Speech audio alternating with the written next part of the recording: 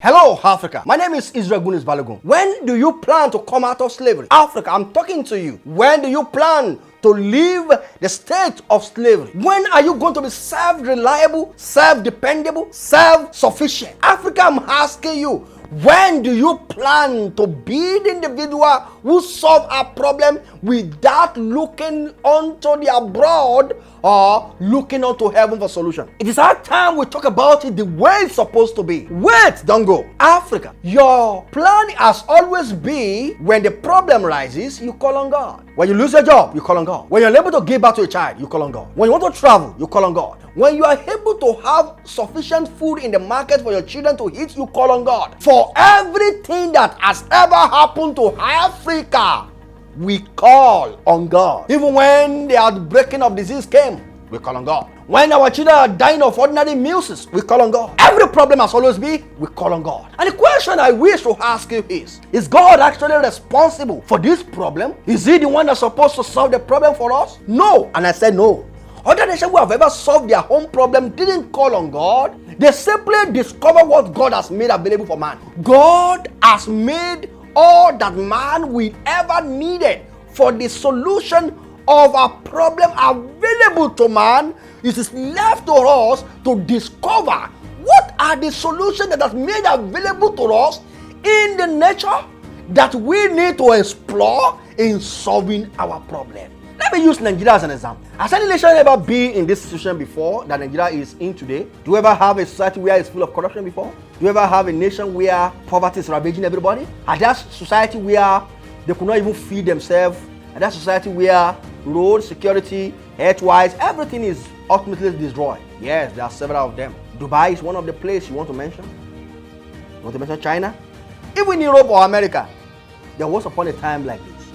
How did they come out of their problem? They abandoned religion. They embraced God himself. How did they embrace God? They embraced God by discovering the thing that God has made available for man to discover. Those who want to solve financial problem for the nation, they were not praying or raising money, raising seed for financial breakthrough. They started teaching, developing principles that can make people become wealthy. Those who want to go into industrialization of the society, they went into it with discovery of machines and an easy way of making anything happen. Let me tell you today, if you go to China, there's no type of machine you want that will not be built for you. Tell them the problem, they will come out with the machine. That is exactly how God wants us to live. Go take pride in it when we are able to come out with creativities and bring something that can solve human problem. That is exactly why we exist. But here in Africa, in my country, Nigeria, what we do is we call for crusade when children are dying. Instead of somebody going to laboratory and discover what is killing these children. Polio was a menace in our society before. But today, it is no longer killing any child today. Thank God for scientists who came with vaccines. Have you forgotten the level in which meningitis were killing children? Oh, you have quickly forgotten how much measles has killed children? You've forgotten the era of stillborn when children were dying like any other thing? We spiritualize it. We call it the attack of the gods.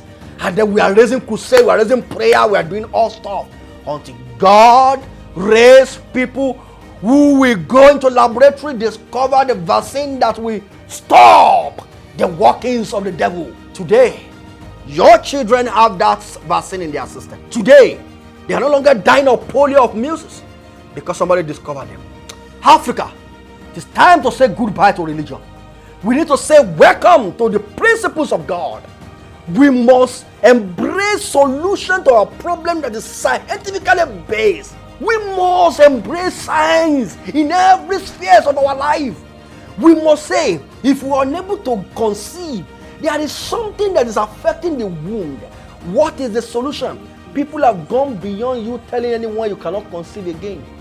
They've gone beyond of developing a method in which no one will be able to say, I don't have a child. Even if you don't want to carry the child in your womb, the scientist has gone to the point where something else can help you carry your baby.